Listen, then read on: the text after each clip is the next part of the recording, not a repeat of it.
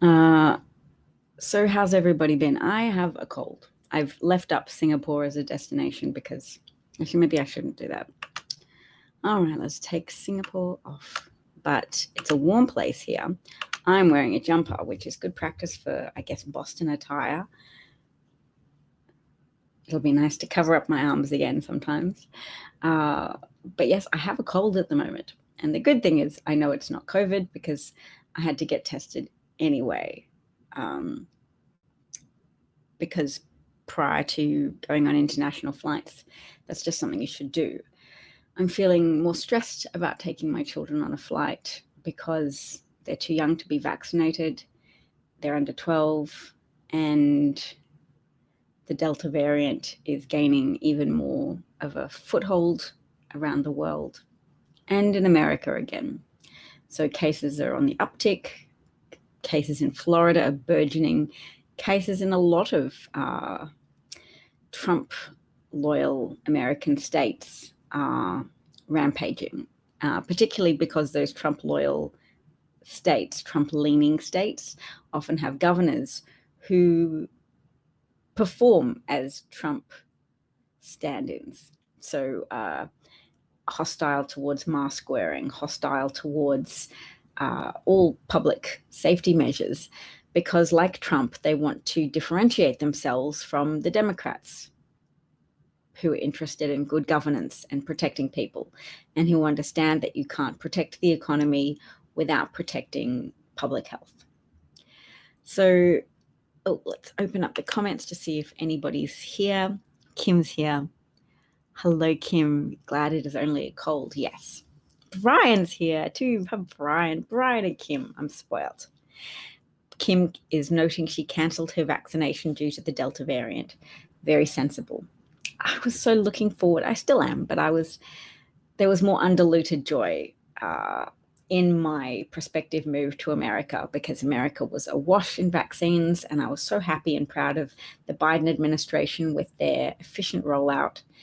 And then there's this huge campaign, huge unstoppable campaign, because Fox feels that it can lie extensively to the American people, amplify disinformation about risk profiles of vaccines, pretend that vaccines are more dangerous than COVID, and just, together with Facebook, be a vector for delivering toxins straight to the brains of vulnerable, naive, delusional, and narcissistic Americans. I'm going to say narcissistic as a subset because some people are just naive enough, and the exposure to Fox, just if they've retired and started watching more television, that's something that happens to them. But some of that vulnerability, that desire to watch Fox, it grows any pre-existing levels of racism that you have. Hey, Sheldon's here, Marsha's here. Yes, Fox is super toxic. And I'm about to play a clip of one of the Midas brothers, and he's speculating, why would Fox do this? Why would Republicans do this to their own supporters? Why would they create a dangerous situation in their own states, amongst their own audience members? Listen to what he has to say. It's a good argument, and I support it. Oh, yes, and that's a good question for Kim. Where was she going? We're having another COVID spike right now. The numbers are starting to go up in almost every state.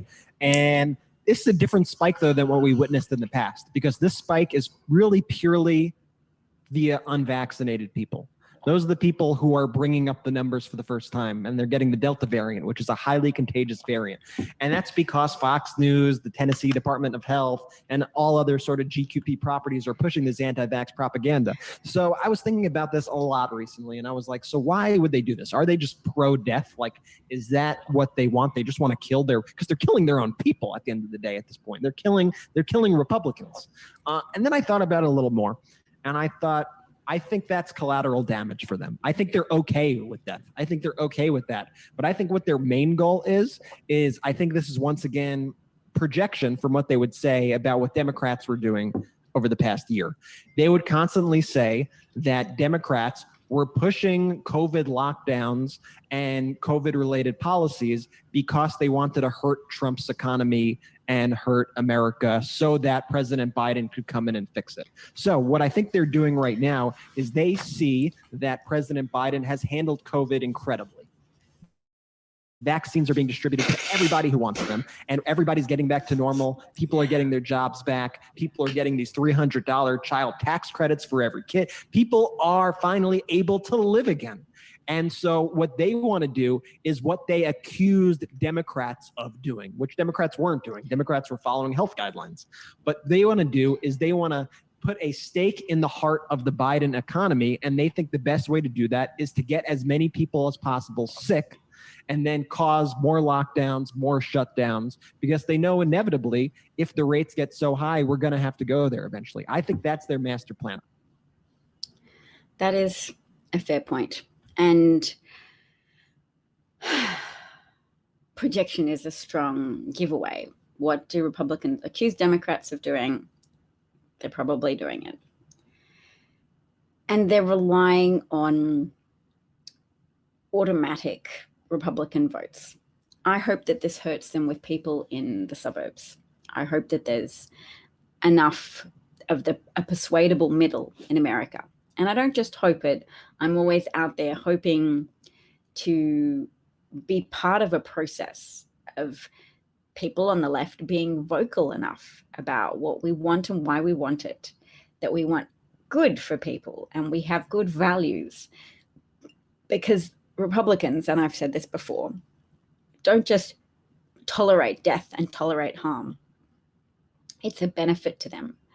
Governing via pseudo-populism, pseudo, you'll recognize, is a version of sadism. Sadism, the wish to cause harm. So pseudo-populism means causing harm and catering to popular ideas. So you can use the popularity of your assertions. So yay, whatever Republicans assert, yay, we love unborn babies, yay, we love the military. That is their shield, that is their cover story. Under that cover story, they inflict harm on the American public and have done so for decades. They've caused harm via trying to delay civil rights progress. They've caused harm by wanting to protect segregation.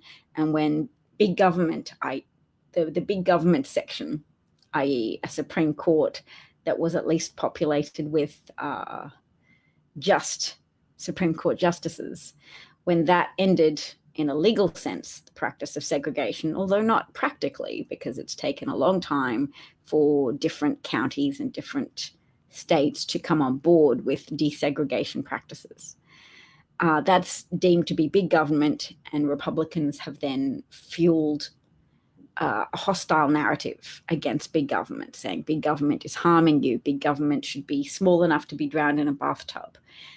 What they're doing is building on pre-existing racist derision of a need to have equal treatment of differently skin-colored, differently melanated people within America. Because people have an attachment sometimes. Some people have an attachment to historical grab bags of rationalizations. Rationalizations for slavery wasn't that bad.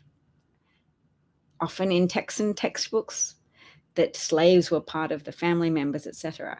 Then there's a lot more you need to gloss over and justify as well. White initiated massacres of Black and brown people that were part of reactionary movement against Black excellence, Black prosperity, and Black well-being. Together with all of the white gatekeeping in the employment sector, keeping the better jobs reserved for white people, ensuring that Black people didn't have the same, or the employers didn't have the same levels of openness to receiving Black people in institutions and in the type of well-paying jobs that are also associated with extremely good benefits that are supported by governments. So fields of employment that are often almost exclusively filled by white people, and whose healthcare is then subsidized by the general public because the government backs and gives huge tax breaks to private health companies. And I'm not saying I'm against private health companies. It would benefit America to increase the Affordable Care Act, to increase Medicare options so that more people can have access to some type of package, but that the private healthcare system, when well regulated, can actually deliver some good healthcare outcomes. And all the countries that we often talk about as being superior to American healthcare in terms of delivering value for money, because Americans pay exorbitant amounts for healthcare or pay exorbitant amounts into the healthcare system, and their life expectancy is still stagnant and lowering relative to the life expectancy of people living in other countries. But other countries, my point is, other countries also have elements of private health insurance to support public options such as Medicare. Oh, in America it's called Medicaid, isn't it? In Australia it's called Medicare. Someone called Happy Gora has just subscribed. Welcome, Happy Gora. Kim cancelled her holiday to North Carolina. Sheldon asked if we're delaying our move due to the variant. We're not, because we're moving to Boston, and there's an uptick of cases in Boston, but we believe at least Boston will have reasonably good compliance with mask wearing if it's mandated, and mask wearing generally, and that the level of vaccination is high and will rise as well. That there's less calcified stubbornness in a blue state, such well, there's a Republican governor, but it's still a relatively blue liberal state, and that people believe in science and believe in supporting healthcare workers by getting vaccinated and reducing the burden of a highly susceptible population. So you decrease the numbers of people susceptible to getting this extremely transmissible variant of COVID. And Brian was in the comment section earlier noting that Delta variant appears to be 225% more contagious than other variants. So contagious that, yes, even though I haven't been a big fan of masks outdoors, they are important because they help sustain public compliance. The visibility of masks outdoors, even when you're not near anybody, you wear a mask and you're signaling to the world, I take this seriously. I'm a human being who's managed to make it to adulthood without accidentally dying of a drug overdose. So you exist as an adult. Part of that seems to be inherently responsible.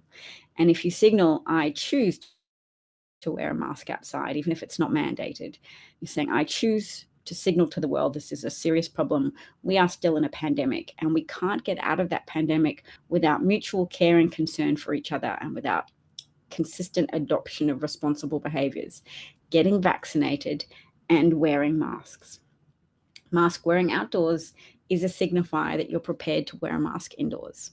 So even though outdoor transmission is relatively low risk compared to indoor congregation, where low ventilation and the easy dispersal of viral particles embedded within respiratory droplets or tiny aerosolized particles emanating from people's lungs and throat that can carry infective particles of COVID-19 and the Delta variant of COVID-19, that yes, it happens more readily indoors, but outdoor mask visibility contributes to indoor safety.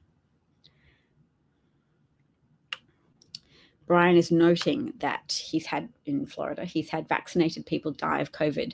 No way to tell if it was the Delta variant because we are not privy to that information, unfortunately. So I guess the testing specificity in Florida at this point is not high enough to tell you if it's Delta or not.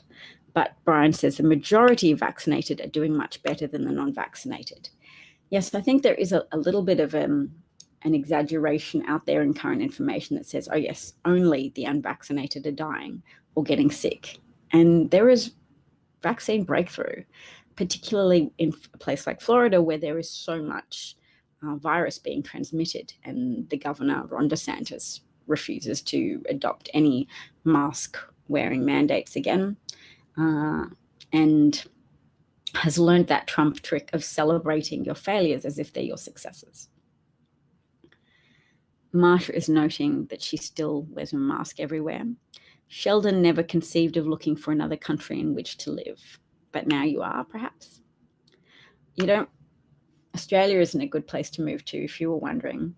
I don't know what the vaccine uptake rate would be if it was available, but we don't have enough vaccines available in Australia. People are on waiting list for months. They might get vaccinated in September or December because our Prime Minister only primarily bought AstraZeneca vaccines because a member of his political party is employed as Director of Government Affairs in the AstraZeneca company. And they only sent junior executives to negotiate with Pfizer and made unreasonable demands of Pfizer that they hand over their proprietary information in the vaccine, a recipe for their vaccine, which they refused to do. So Australia could have bought 40 million Pfizer doses, which would have been adequate to vaccinate a 25 million population. So Australia is much smaller than the US. We don't have the numbers of vaccine that are needed. And now Australia's two main capital cities are in lockdown as a consequence. And the Prime Minister is heartily inadequate. But even if we did have enough vaccines, we might still be having some similar levels of vaccine defiance that has been inculcated in the US by Rupert Murdoch through his Fox News primetime hosts. And Rupert Murdoch also has a lot of influence on Australian media in Australia, although not to the same degree as market penetration by Fox News.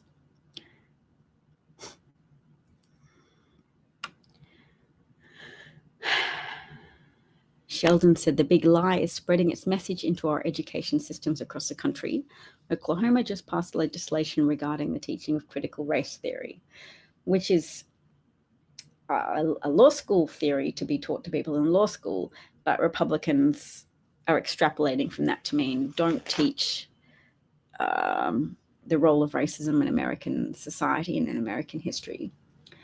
And I guess a part of that history is teaching the American history of efforts to deprive Black communities of the ability to vote, to deprive Black citizens of the ability to vote, because that history is repeating itself right now. So it is very pressing for Republicans to try and deny that be taught in schools. I think there's the possibility it might be a little self-defeating in that it could pique children's curiosity. I don't want to be complacent about this, but I'm hoping that there is an upswell of efforts to teach children the truth and an upswell of children's interest in finding out the truth because of these very anti-American efforts to repress teaching. It's also increasing the numbers of good teachers who are quitting this education system, unfortunately, which will advance another element of Republican agenda, which is to derail public schooling and thereby facilitate the reintroduction of segregation in a subtle way, because when they enable school vouchers, means the government will fund education by giving parents vouchers to spend where they will, making it possible for parents to join all-white schools, and for that to then be a government-subsidized maneuver. All-white schools because it's parent choice. Parent choice arguments, whether or not they're made by a white Republican or one of the more rare brown-skinned, celebrated token Black Republicans, it is still a system, it is still a platform position that is a secret method to facilitate segregating American schools.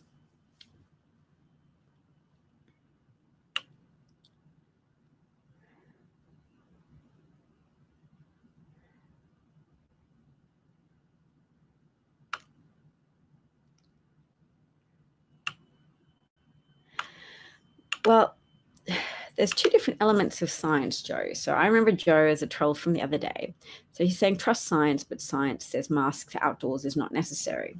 Well, it was less necessary, Joe, when it was just the original COVID variant. Delta is more contagious, so that amplifies the smaller risk of getting COVID outdoors is still amplified with a 225% more transmissible Delta variant. And the science of psychology says human beings are more likely to do the right thing when they can visibly see other people do the right thing. We often encounter other people at just a purely visual level outdoors, and that is an important component of cultivating public compliance in a pandemic. Public compliance is critical to bringing a vaccine to a close rather than prolonging it and prolonging the attendant suffering and misery, as trolls like Joe are complicit in doing. Trolls like Fox News primetime hosts, trolls like the former president, trolls like the governor of Florida, Ron DeSantis. I'm using troll very broadly here to describe people whose actions, whose arguments are all counterproductive to the advancement of public safety, whose positions, whose arguments, whose derisive behaviors are all contributing to weakening American public health and to weakening American economic prospects.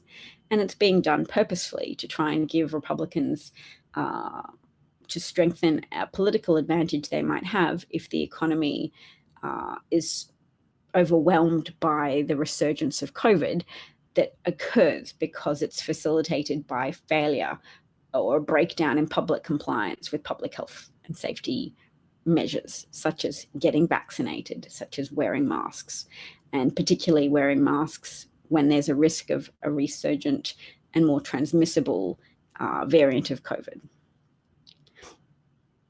So for Brian, he's saying we have seen about 30 to 40% of positive cases are of those that are vaccinated.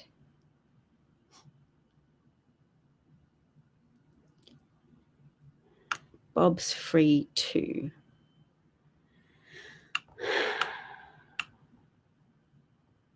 So Bob's here as well. Marsha hopes that New York schools really study whether or not masks will be mandated in schools again. Molly says it's crazy that we have plenty of vaccines for everyone in the US and can't get people to take them, and they're free.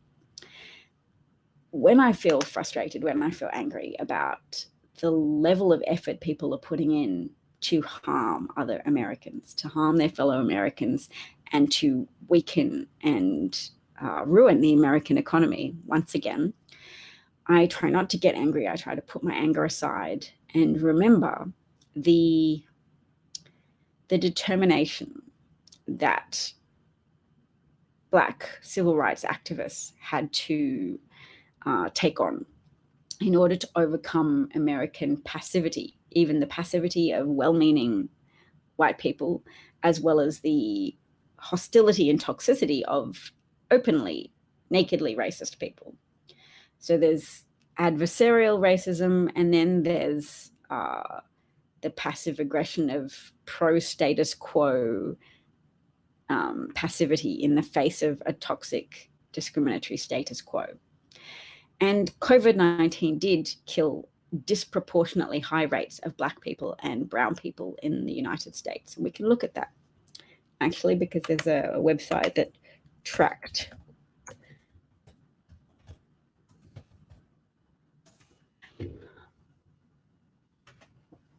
a website called the COVID Tracking Project, covidtracking.com/race, at the Atlantic publication.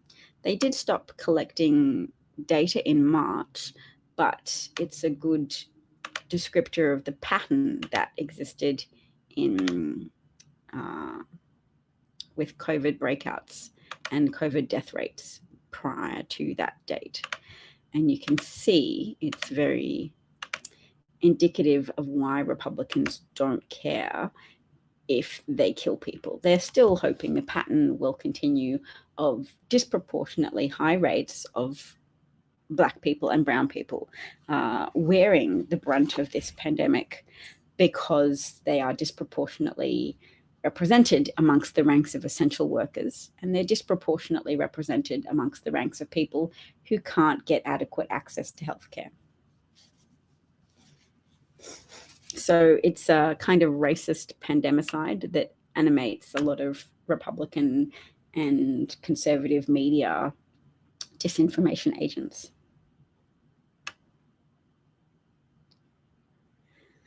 Martian notes to Molly, whoever thought it would be this crazy? Remember getting polio vaccine on a sugar cube in the gym? Well, America had a Russian agent, a Russian asset as president for 4 years. So craziness is not unheard of. It's just sad to have felt like you defeated the destructive, crazy person at the helm, only to see that his influence is still felt and that his influence isn't occurring in isolation. There are a lot of destructive people working in conservative media who have the same agenda as Donald Trump of weakening and harming Americans and America.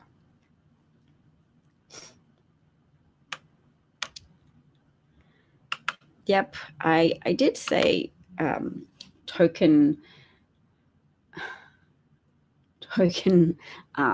Black people, because there's one Black Republican Senator, Tim Scott, and the fervor with which he's embraced by the Republican Party, it's not very loyal. And you can see that by the Republican response to Herman Cain's untimely death. He appeared at a Trump rally with no mask on in Tulsa on June the 20th in 2020. And by June 29, he was hospitalized with COVID. And he died.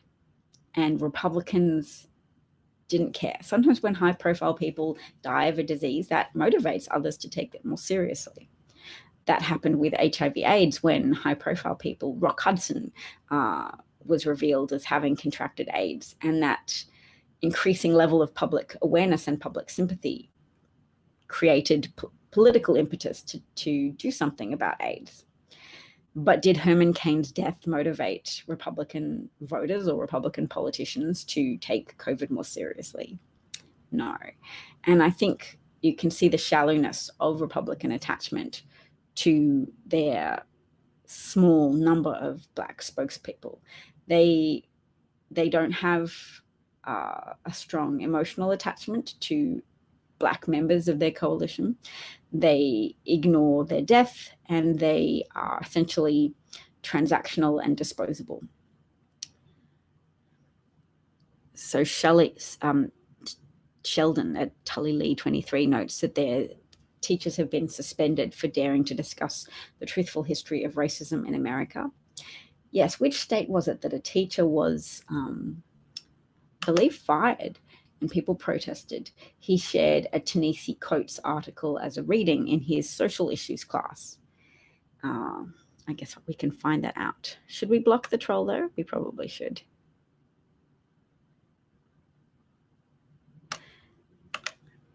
Pumpkin, you're a troll because you're complicit in the death and disability of hundreds of thousands, if not millions of Americans, because your opinion that science isn't applicable to COVID, your opinion that vaccine isn't necessary, that masks aren't necessary, that's a deadly opinion. It's like shouting fire in a theater, but more malicious, more selfish, and it's driven by narcissistic contrarianism. So that's a new phrase. I'm pioneering it, but very applicable to you and people like you. The narcissism is an attachment to being right, even in the face of all evidence to the contrary, and a degree of persistence with being wrong in the face of available evidence, because it's more important to you and your ego that you be right, and that you not have to deal with the emotional consequences of having been wrong about Trump and wrong about the Republican Party, and a failure as a responsible citizen, a failure in terms of identifying the true threats to your people, if you are genuinely American or interested in the welfare of Americans and the welfare of American businesses and the economy, because all of this sabotage of public health is also sabotaging the American economy and sabotaging its prospects for success. So I do think that's probably time that we block the troll. We played with you, but you're ultimately a time waster, and we shouldn't just...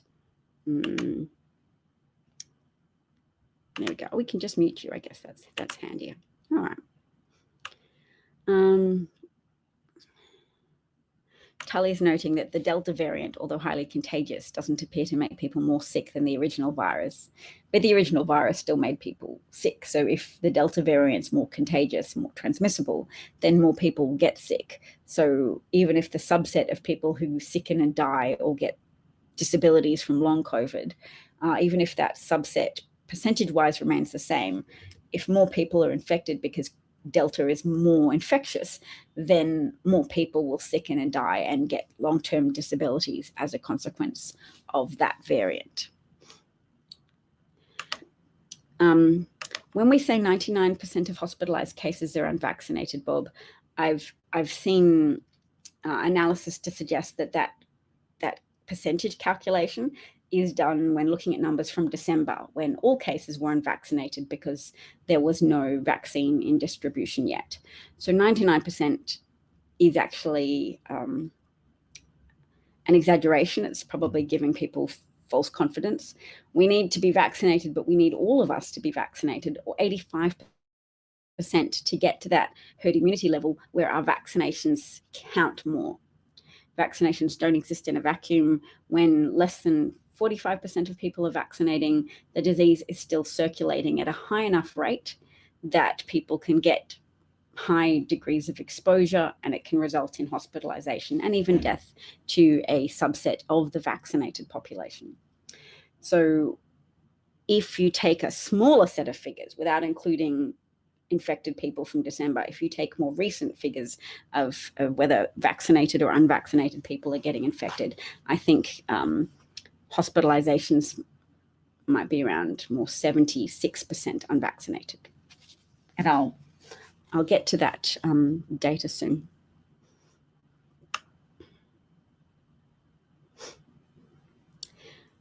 Sheldon notes, or Molly notes to Sheldon, that more children too young to be vaccinated are ending up in ICUs and dying.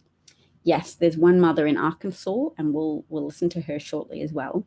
Her daughter is on a ventilator, has been for some days, and she freely admits that she chose not to get vaccinated, and for her 13-year-old daughter not to get vaccinated. She did wear a mask, but she thought COVID was equivalent to the flu, and she regrets that now. She wishes she'd made better choices for her daughter.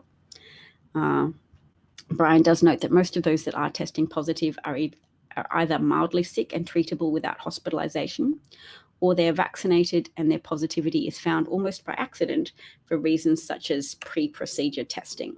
Or like me, not that I have COVID, but I just had to get pre-procedure tested for the procedure of flying on an airplane.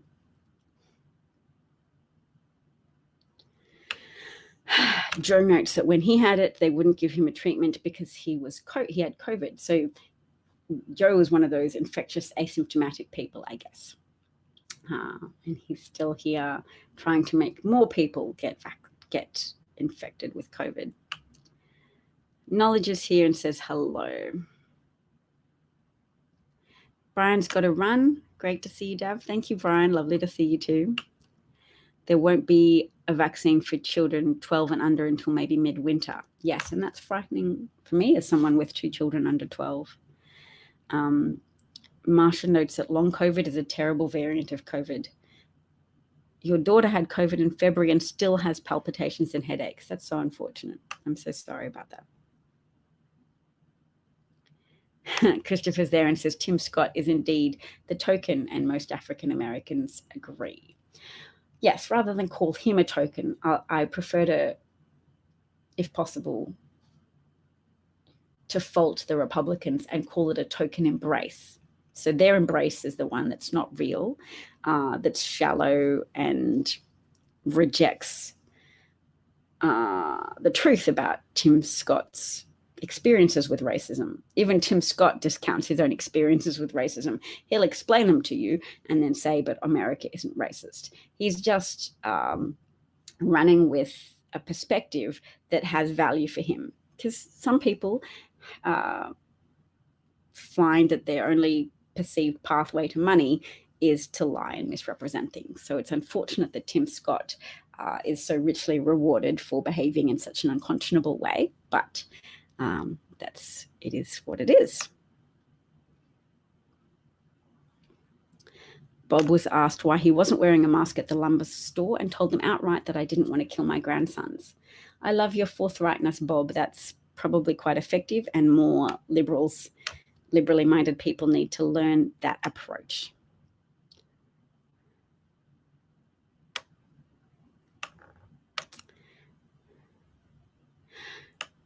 Sheldon noticed that DeSantis is in a lot of ways every bit as crazy as the previous president. Yes, well, let's not just call it crazy then. Let's call it as purposefully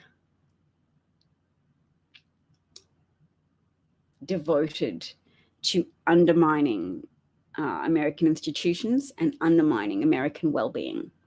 So it's not crazy if it has a purpose, because craziness is usually a description of people who have, well, I guess there's subset. We describe people as crazy if they have no obvious purpose or if they have an antisocial purpose. And people are sometimes trying to get us to stop calling things crazy if they're antisocial, if they're sociopathic, and say, that's not crazy. Crazy is a mental illness. Sociopathy is just something really wrong with you. But I don't think we're ever going to be able to unpack those two implications. So I just don't want to use crazy to describe Trump or DeSantis, because I don't want to obscure one truth, which is that they are very much self-served by advancing a contrarian narrative. So they get support from people who just want to be oppositional to what other people are saying. So Ron DeSantis, everybody else is locking down, I'm not going to lock down. And then he gets plaudits from people like reporter, journalist Jake Tapper, who says, wow, Ron DeSantis seems to have done well. It was a temporary illusion. Florida is doing terribly under Ron DeSantis, because not only does he not take the virus seriously, the pandemic seriously, he flaunts his reckless indifference to public safety and embraces it as if to say, it is my badge of honor. I have chosen the economy over public safety. Whereas really the economy is contingent on functional public safety, and Florida is incurring damage as a consequence, and it's unlikely to work out well for Florida, even though there's how's the vaccination rate in Florida?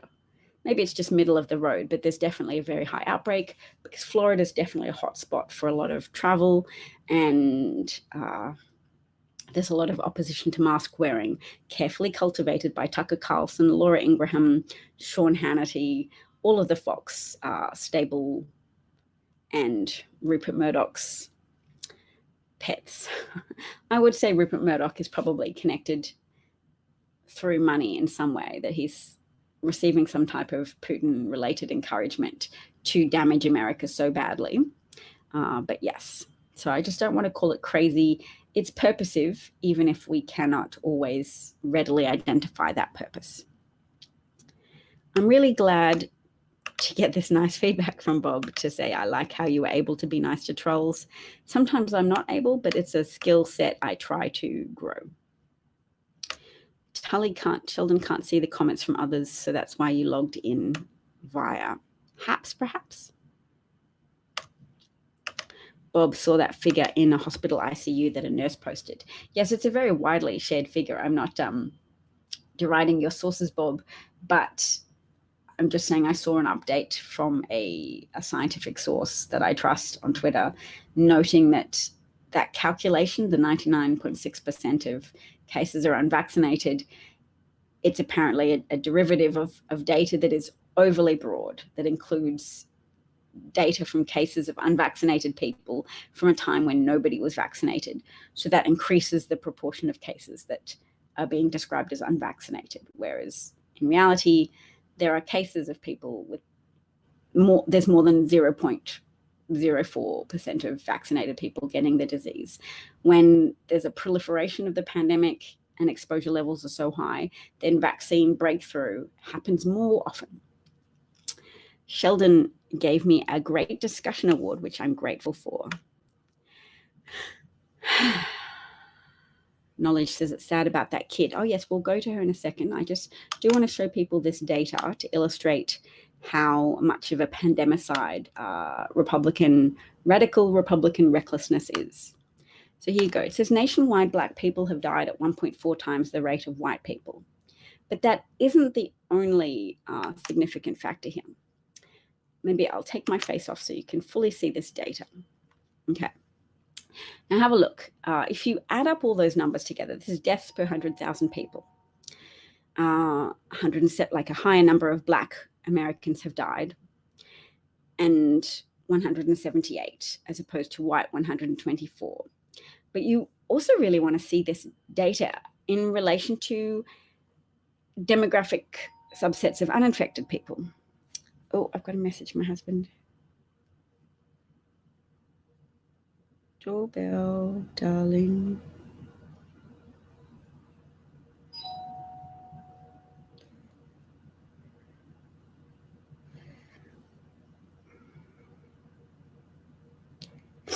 I might have to go answer the door myself, but I have a cold. So I'm trying to stay locked in this bedroom. Okay, hang on, guys. I'll be right back. Stay looking at the data. I will. Coming.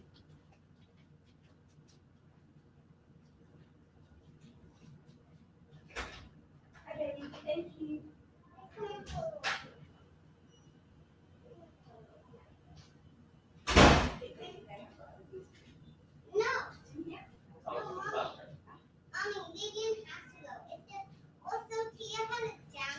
Yeah, she's going flight. Exactly. So she did have to go. Could you get us some bread, darling?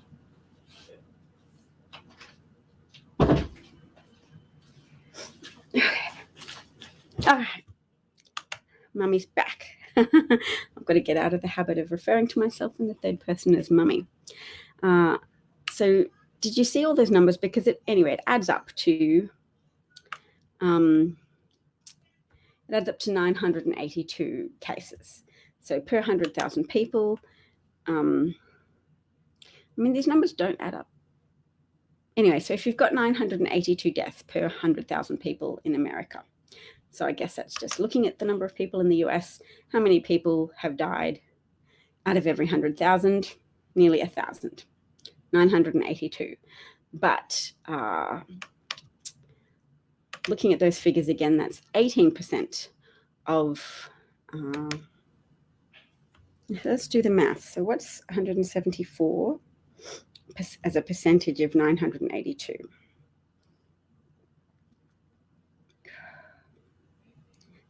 Nearly 18%. Okay, so that's an overrepresentation because the population proportion of African Americans is about 14%.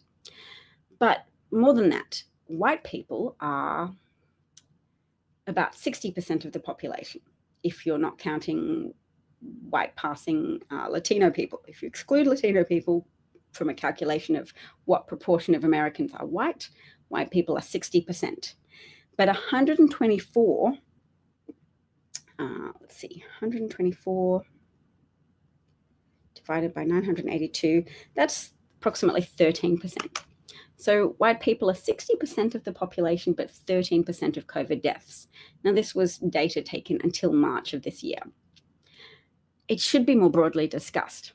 Okay, this is covidtracker.com, a project funded by the Atlantic newspaper publication, and it highlights that an abundance, a predominance of deaths from COVID are people with non-white skin, Black people. Let's look at the other racial categories. Black people, American Indian people, Hispanic or Latino, Native Hawaiian, and only Asian people have a low percentage that's more commensurate to their actual size of the population. So Asian people have managed to stay safe. Do you know what this is representative of? This is representative of who had office jobs that could facilitate work from home during a pandemic. These statistics are facilitative of who was disproportionately harmed by a pandemic that hurt people who had to go out and deal with members of the public.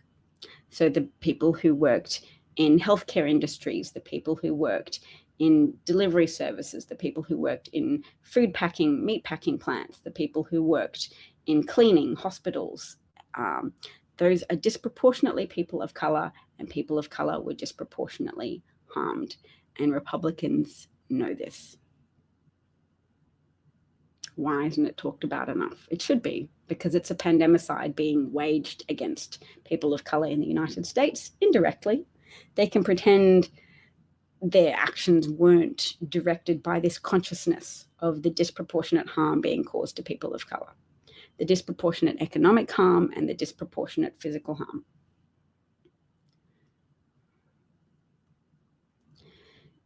If DeSantis runs for president in 2024, it will be difficult for him to win unless Republicans are able to get away with further damaging the American right to vote, which they're kind of on track to do, because Senator Manchin, Joe Manchin, and Senator Kristen Sinema are still blocking critical legislation, even though Democrats have the majority in the Senate. They're not. Manchin and Sinema are opposing a carve-out of the filibuster to allow for voting rights to be protected. So Americans, the Democrats might achieve with their infrastructure agenda, which is critical to helping America prosper.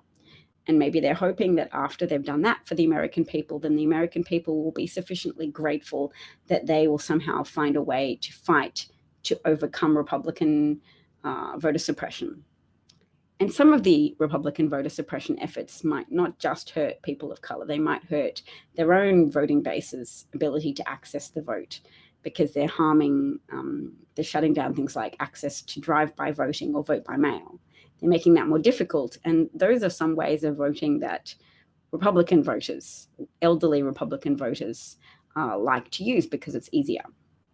And Trump did have a powerful podium before to tell white elderly people, well, you don't want to vote like that anyway. It's subject to fraud, which is a lie. That Trump wasn't crazy when he perpetrated that lie. He was driven by self-interest to discourage his own voters from using mail-in vote so that he could then use corrupt Postmaster General Louis DeJoy to sabotage the delivery speed of the mail and delay mail-in votes from reaching their target, and thereby delay counting and thereby proclaim himself the winner, using all of the Republican voters who he had chivied to vote in person by actively working to dissuade them from using mail-in voting, to make sure that the mail-in votes were dominated by Biden voters who were more cautious about COVID and catching COVID.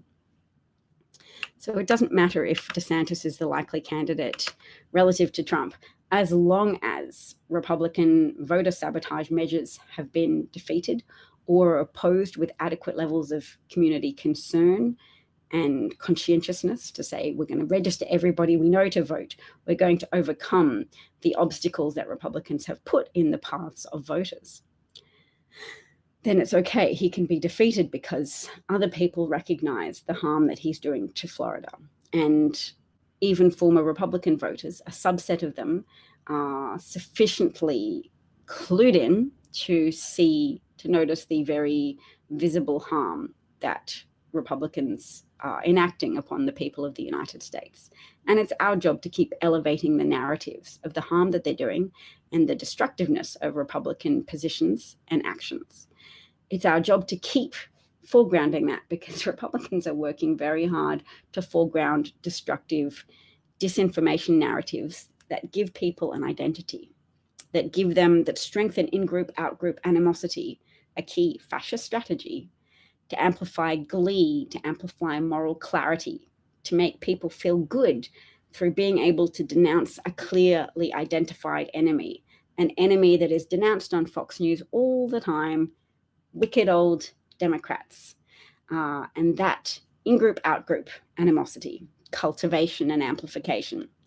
It's a wicked way to govern. It's not just a Republican versus Democrat. That is a fascist style of governance versus a democratic style of trying to develop and promote policies for the good of the people.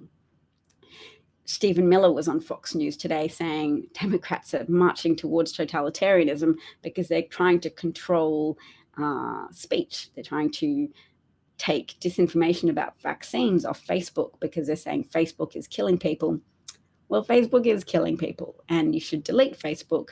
Even if you use it for good, you shouldn't participate in a network, in a social media platform that is profiting off killing and disabling millions of Americans, because 16 million people saw a video on Facebook that warns people against getting the vaccine, that skews people's risk calculation perceptions, makes people go, oh, okay, well, if I have to do nothing to avoid danger, well, then I'll do that nothing. They're taking advantage of the inaction bias, and they're taking advantage of human narcissism to feel special, too special to just listen to the news like sheep, and instead listen to information delivered from their friends sharing disinformation memes about how they're trying to get you. The elite, global elites are trying to get you. There is an elite global conspiracy of petrochemical billionaires trying to sabotage public consensus around climate science and COVID science. There is a conspiracy. People can understand that, and those very conspirators tap into that human recognition that's imperfect, that human imperfect recognition that there's a problem, and then they misidentify that problem as being Democrats and Hollywood. This is a quality part of my broadcast. I am making a good summary right now. When I get to Boston, I really hope I channel my skills with words into an online publication. I think that would be useful. I also think Bob's TikTok idea is useful too. And when I get to Boston, I'm going to try and diversify my tiny fledgling microscopic media empire into something bigger. And if anybody wants to help write for my free online magazine, it's going to be free until it's useful. And if it's sufficiently useful, then it won't be free, or it'll start to have ads or something, because that's what you do to generate an income stream and then pay your contributors. So that's my thought. Bob has a suggestion for my broadcast. Could I do something like good news item of the day? That's also, Bob is full of good suggestions. The reason why this is a very good suggestion is because people yearn for a little bit of good news.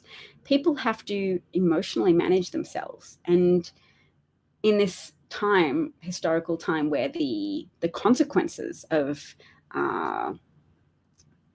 a coalition of wicked people not only making themselves profit, but making themselves profit whilst jeopardizing the lives and well-being of billions of people, it's distressing. It's distressing, and it makes people angry and upset and afraid, which is what increases the audience for the pseudo-populist people who emerge with moral clarity saying, we hear you, you're afraid, there seem to be more natural disasters, bad things seem to be happening. It's probably God punishing you for facilitating abortion, or it's God punishing you for not doing enough to prevent Democrats' child trafficking. To tell you lies with so much conviction that they will find a susceptible audience of people willing to believe those false narratives, and those false narratives to explain the very real problems caused by a very real cooperative conspiracy of super wealthy people, super wealthy, super unprincipled, murderous people who will run you over because it earns them a few extra dollars, and that'll make the workforce more compliant if everybody is really suffering. So yes, good news items are an important countermeasure to getting depressed after dealing with even a subset of that reality, that we are all, that reality gap between our ideals of what America could be and what American democracy could be and what we hoped American democracy was, and then realizing that American democracy comes with some baked in concessions to white supremacist power that is bearing some very terrible fruit right now.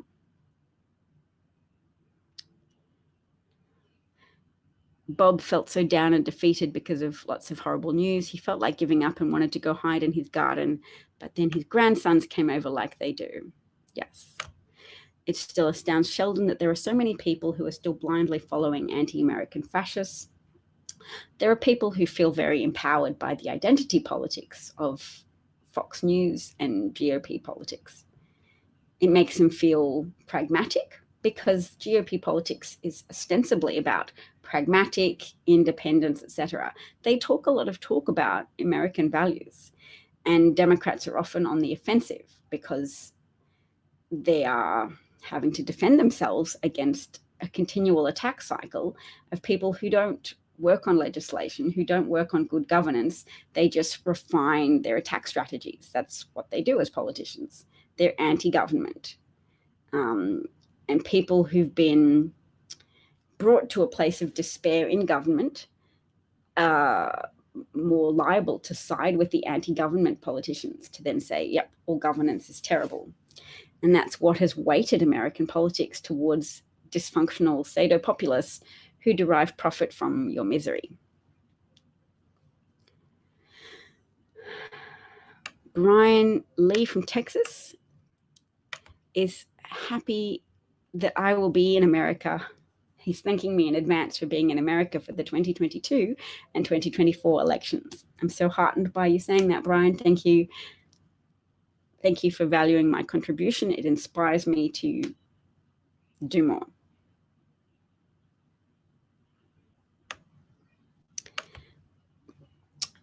Sheldon notes that his wife and I were discussing the general brain funk we are feeling, like coming outside into the very bright sunlight after being in a cave for a year. And it was 4 years, wasn't it?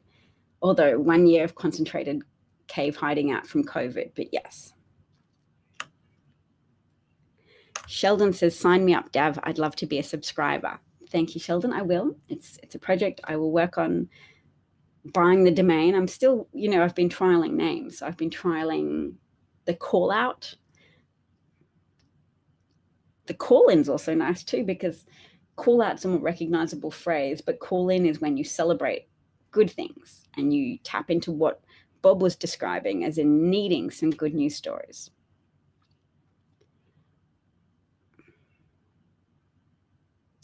Sheldon went to a barbecue at a neighbor. Fox was on the TV. The table discussion was direct quotes from Fox, i.e. they're taking your meat away. Sheldon asked, who is taking your meat away? The response was socialists. Of course, socialists are a wonderful boogeyman because there are legitimately some socialists and some communists on the far left. They will always be there for Fox to talk about and illustrate this boogeyman of incipient communist takeover. There's always going to be some misguided, ahistorical, delusional people who say, oh no, communism's a great system, it just hasn't been tried properly yet. All bollocks. Communism is terrible. It doesn't work. It endangers people. It kills millions of people. And yet there will always be ideologues who just haven't caught up to that reality yet.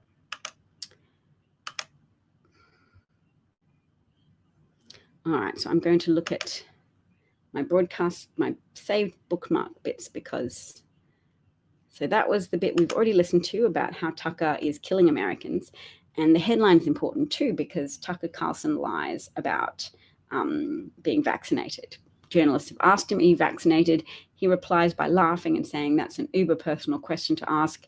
It's like me asking you what sexual positions you favor and when did you last indulge in them. And he said that to more than one journalist now. So it's his go-to response to clearly conceal his vaccination status. So we can draw a conclusion from that Tucker Carlson is definitely vaccinated and doesn't want to nakedly lie about it. So he just has to engage in a pattern of deceit. Here's Jen Psaki saying that communism is a failed ideology. I'm glad to hear her say it. It won't get played on Fox News, but it is important. First, I would say communism is a failed ideology, and we certainly believe that. It has failed the people of Cuba. They deserve freedom. They deserve a government that supports them, whether that is making sure they have health and medical supplies, access to vaccines, or whether they have economic opportunity and prosperity. And instead, this has been a government, an authoritarian communist regime that has repressed its people and has failed the people of Cuba. Hence, we're seeing them in the streets. But I would note that the ideology of the government, which has failed, has led to a lack of access to economic opportunity, to medical supplies, to COVID vaccines. So all of those pieces are true. First, I would say communism is a failed ideology, and we certainly believe that. Now, for some reason, I can't hear any volume from that, but I believe that you guys can hear the volume of that. Why does this not work for me? Anyway, so reading at least the text of that, Jen said, communism is a failed ideology. It has failed the people of Cuba. They deserve freedom. They deserve a government that supports them, whether that is making sure they have health and medical supplies, access to vaccines, or whether they have economic opportunity. So, good. Oh, you heard it all. Excellent. I'm glad. I didn't, but Stephen Miller. And he is projecting. We're going to hear him because it's important to keep an eye on democracy saboteurs. It is important. We don't like it. We're not trying to spread it. And I actively denounce the myth that if you just ignore Republicans, that helps them go away. They are active threats to democracy. They are active threats to the well-being and prosperity of Americans. We are going to listen a little bit. Bob saw on a TikTok a young Cuban man saw his first US supermarket, and he started to tear up and talked about how no one at home would even believe him. Wow. Yes, communism is a system of depriving people and telling them it's for their own good, whilst wealth and power become increasingly concentrated in the hands of a bureaucracy. Because when communism says the workers should own the means of production, the workers can't all take over capitalism instantly. There has to be a government helping them take over capitalism and helping distribute the profits of the means of production, which means government. So communism always fails because it's built on a lie that it's just really super easy for people to own everything and for there to be no organizing element. So you need to regulate the organizing element of capitalism. You need to regulate businesses because otherwise the profit drive can lead business owners to exploit their workers, to create unsafe environments for their workers, to keep all the profits for themselves and to give their workers an unlivable pittance, and then leave the government to try and make up the difference between a living wage and subsistence wages with food stamp vouchers, which is what America has. Governments having to supply people with the means to exist at a subsistence level with food stamps because Republicans block raising the minimum wage to a level that would actually allow families to exist and feed themselves without having to have a cushion from the government that is effectively the government subsidizing the low wages and high profits of various corporations like Walmart. It makes the hairs on Sheldon's neck stand up when he even sees Stephen Miller. Okay, well, I'm subjecting you to 51 seconds. Right, censorship. Creeping authoritarianism from the left has now reached a full gallop. Apparently, Jen Psaki did not understand the lesson from 1984 when... I can't hear it, but you know what? I have listened to this before, so at least you listen to this rubbish for a second. It's fuel for your awareness of how depraved they are. Presumably, she read it when she was in high school. It was not intended as a governing blueprint. It was intended as a cautionary tale. And to hear her at the press podium talk about government censorship as a positive good is truly chilling. Going after Americans with the mighty power of government in collusion with big tech to take away their free speech, to take away their platform, to take away their livelihood, to invade their private province, their private domain as citizens, their ability to express themselves. This is something out of an autocracy. And as Kaylee said, it is exactly right, Joe. Okay. So that was Stephen Miller. And I noticed they didn't even have audio of Jen Psaki thinking. They have video, so it falsely gives Fox News viewers the impression they know what's going on with the government, they're well informed, but they've only seen visual of Jen Psaki talking. They haven't actually heard her say, yes, Facebook is endangering people's lives and we need to protect the American population. They haven't actually seen diddly squat. They just perpetually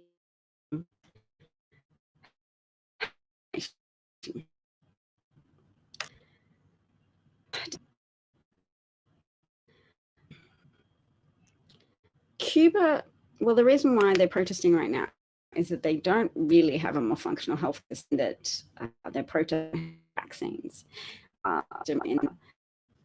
You can focus on trying to succeed in one element, but they don't have a functional economy. They don't have the same level of opportunities to prosper as Americans do, because communism might focus on one tokenistic element of well-being, but it can't adequately address all of it because it's overly centralized, overly totalitarian system of government that stifles the operation of of free private enterprise.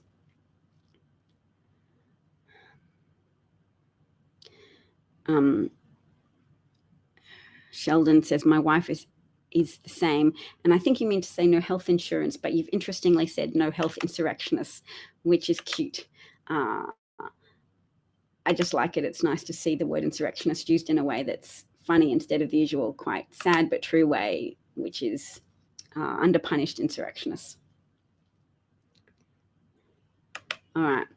This mother thought COVID-19 was just like the flu. Now her unvaccinated teenage daughter is struggling to survive. So that's the mother, and her daughter is on a ventilator behind her, and we can see it. Her daughter is Kaya Morris Cooper. Now, where is the video footage? Here we are. Okay.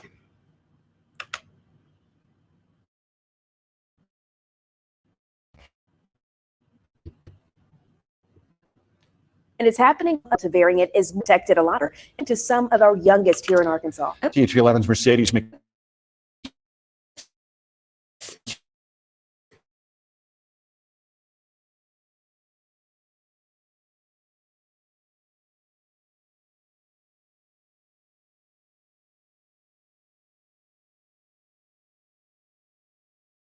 it's very hard not knowing if she's really going to come home anymore or not.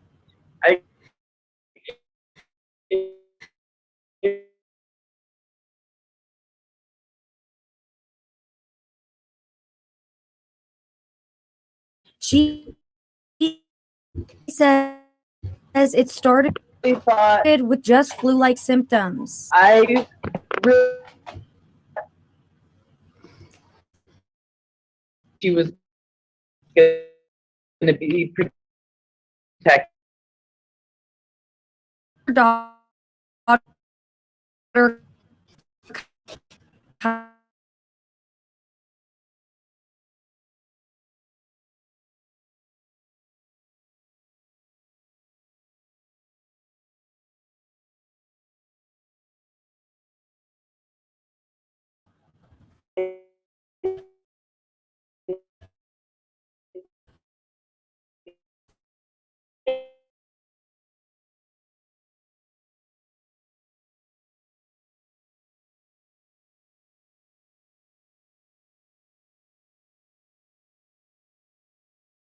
to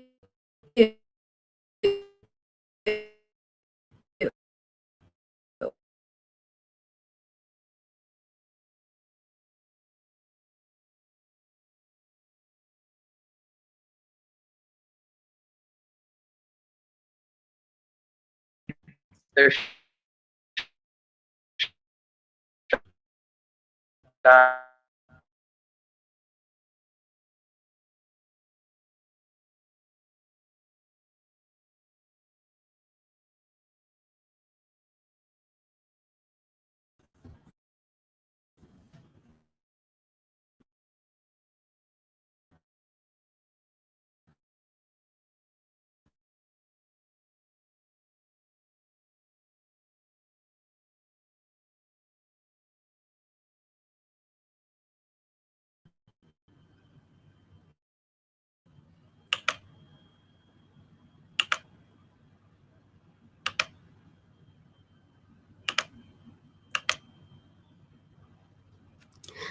here we go. Perhaps it was too much for the connection to try and share that live footage, but I will go anyway because I've been talking for an hour, so that's a reasonable amount. Knowledge says, thanks for sharing. Sheldon says, effects of latest solar storm causing internet disruptions. maybe, or I could perhaps just had too much open on my bar. Yep, I shouldn't have had this article about J.D. Vance saying he's wrong. What else do I have open? Get rid of some things. Independence Day. I had one open from different quotes from founding fathers. So Thomas Jefferson saying, Christianity neither is nor ever was part of the common law. Christianity is the most perverted system that ever shone on man. Not that I take Thomas Jefferson as a moral giant. The man raped his young teenage slave girl and had multiple children with her, whilst similarly both decrying slavery and its effect on the morality of American children, and also still working to uphold it.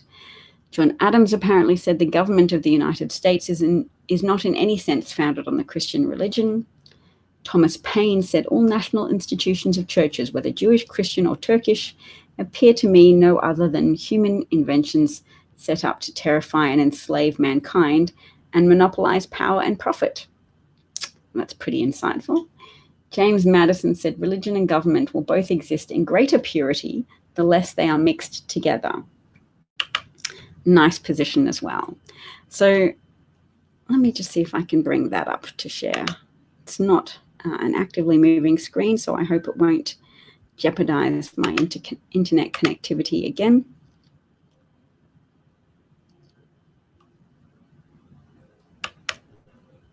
Let's see. Nope, not that one.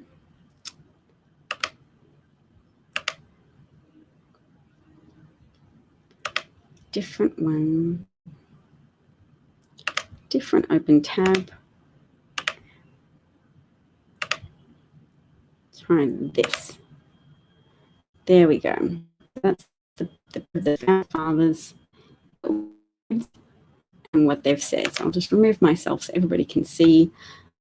It's that urge the separation of church and state, or just at least disparage religion. Not that I want to disparage religion, I just don't want the people who are, what's the term for it? I want to say pro-ending the separation. They're pro-unity of church and state. But again, unity is such a positive word. I don't want to associate that with the dominionists. That's the word. Christian dominionists who want Christianity to dominate public life, in government, in the education system, in the entertainment industry, and more. They've got seven potential mountain areas to dominate. If you look up dominionism, it's not cheerful, but yes. Now, someone called Nazim Beltran is here. Hello, Nazim. Sheldon says greed doesn't differentiate between church and state. Fair point. I miss music, but I don't have any music for you today because music isn't very compatible with having a cold. So some other time we'll do that. And I hope I get all better soon. And that Boston is able to reduce indoor congregating enough to reduce the spread of Delta.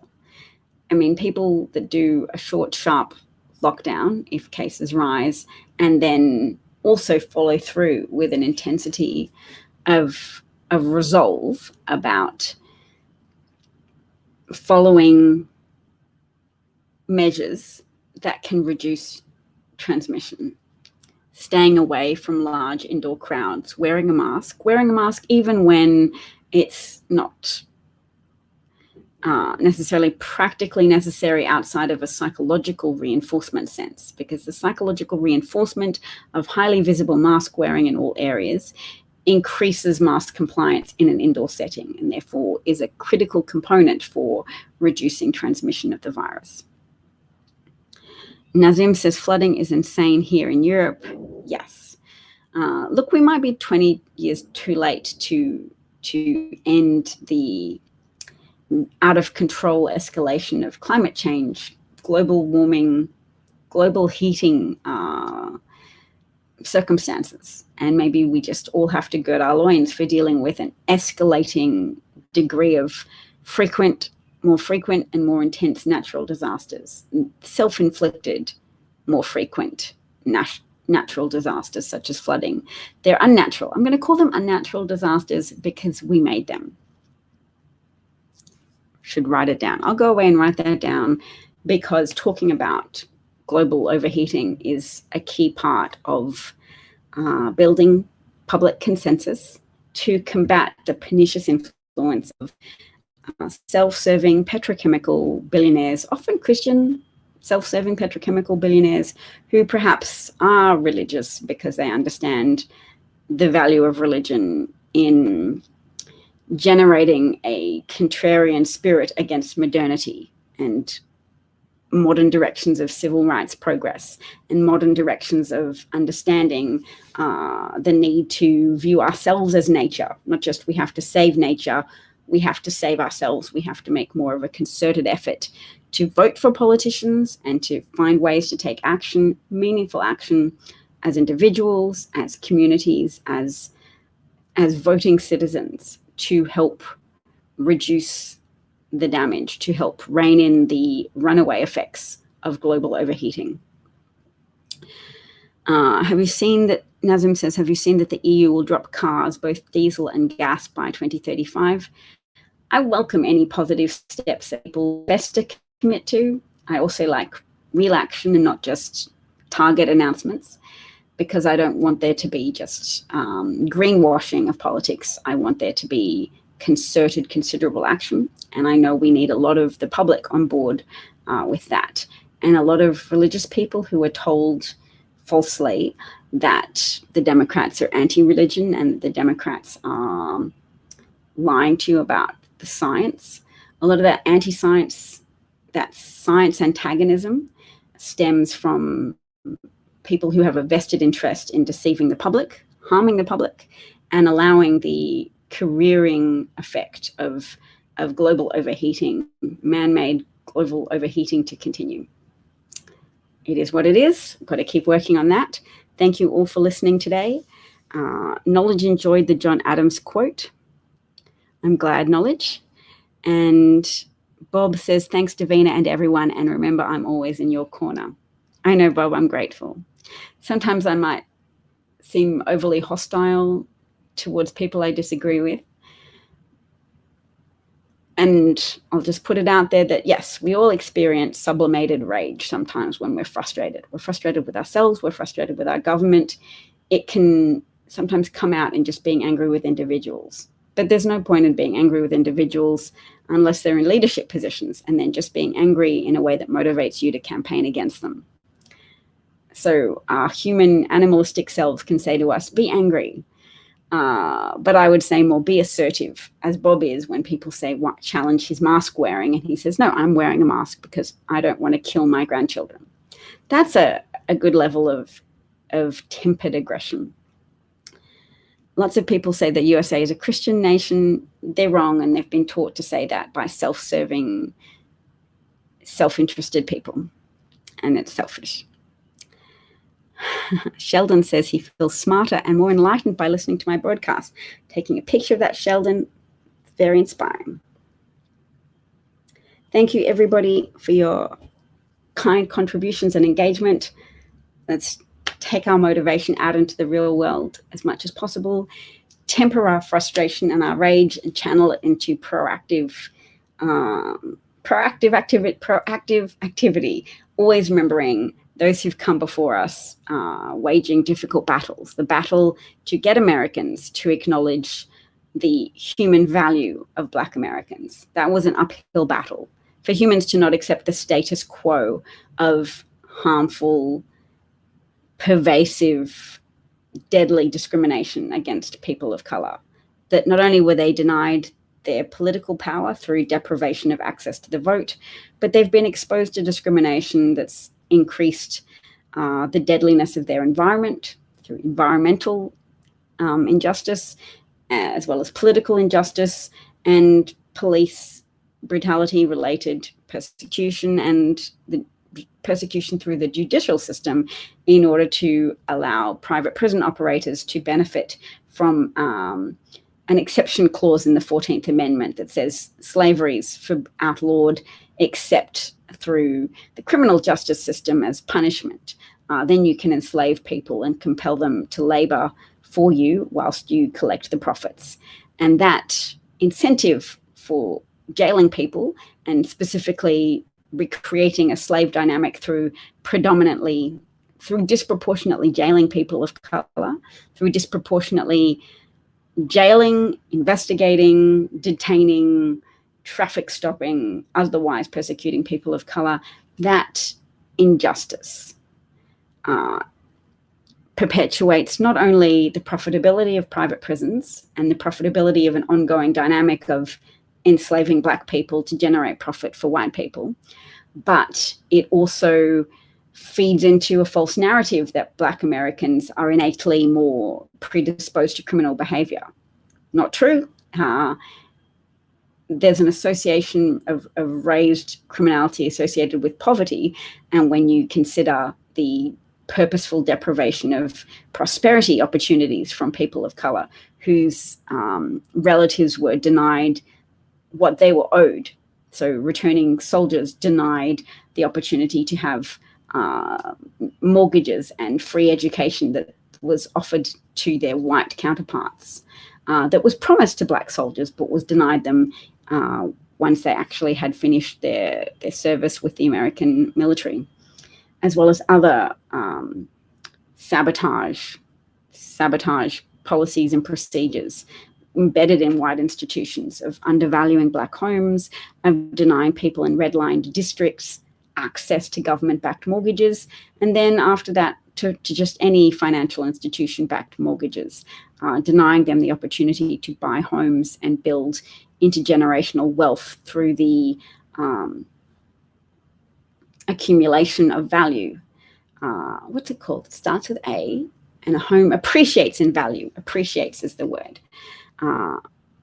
Also, New Jersey just expunged more than 40,000 marijuana arrest records this week. That's absolutely a move in the right direction. And when we see irritating Republican behavior, remember that part of them are working to backlash against positive developments in the modern world. And weed is legal now in Virginia since July the 1st. How exciting. So that is the good news. I'm so glad that you found the good news, Bob, to share with me.